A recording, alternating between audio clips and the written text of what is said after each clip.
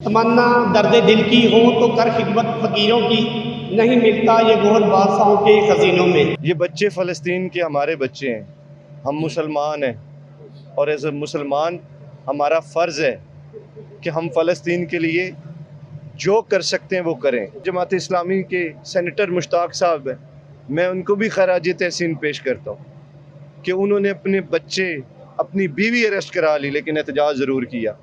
वो एहतजाज करते हैं तो उनको पुलिस गिरफ़्तार करके ले जाती है। अस्सलाम वालेकुम, आप देख रहे हैं उर्दू डिजिटल। मैं आपका अपना होस्ट इब्राहिम बाबर बाट इस वक्त मौजूद हूँ हाफिजाबाद में। तमन्ना दर्द दिल की हो तो कर खिदमत फ़कीरों की, नहीं मिलता ये गोहर बादशाहों के खजीनों में। जी, इस वक्त मरकज़ी मुस्लिम लीग की जानिब से हाफिजाबाद में फ़लस्तीन यकजहती सेमिनार का इनेकाद किया गया। मेरे साथ यहाँ पर सब सियासी और समाजी शख्सियत इमरान अब्बास हैदर मौजूद है। आइए इनसे बात करेंगे सेमिनार के हवाले से इनका क्या कहना है। बिस्मिल्लाहिर्रहमानिर्रहीम जी।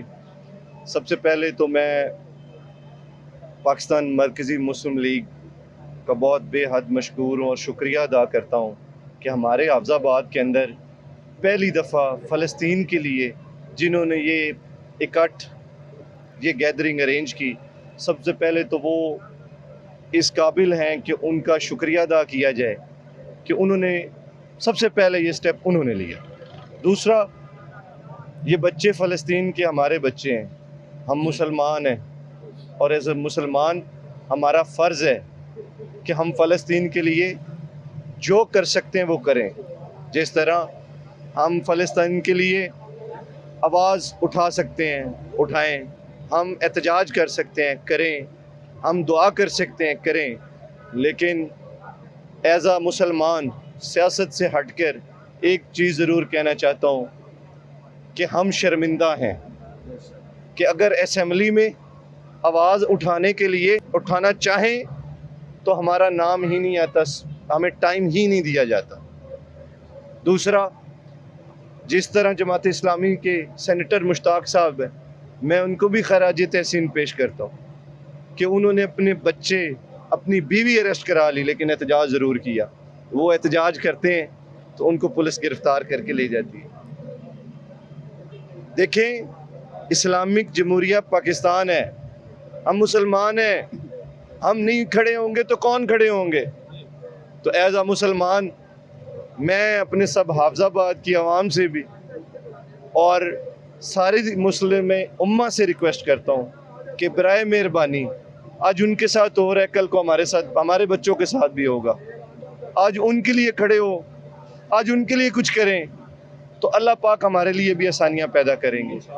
तो मैं आखिर में यही गुजारिश करता हूँ कि हम जो मदद कर सकते हैं उनके लिए, जिसके पास कुछ नहीं वो दुआ कर सकता है वो दुआ कर ले।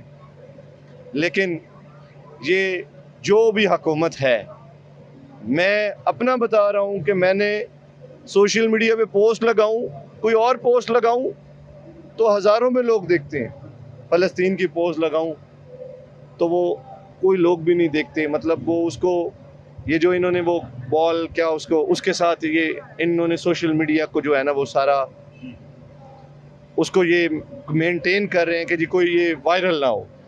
तो मैं आपका भी बहुत शुक्रिया गुज़ार हूँ कि आप मीडिया के लोग यहाँ पे आए हैं।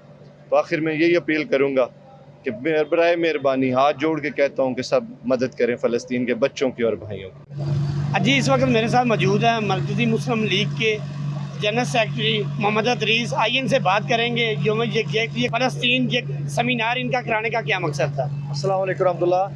आज 1 साल के करीब हो चुका है, गज़ा के अंदर यहूदियों की बमबारी है। पूरा यूरोप भी एहतजाज कर रहा है कि वहाँ पे बमबारी बच्चों पर, औरतों पर और उनके जो अस्पतालों पर हो रही है।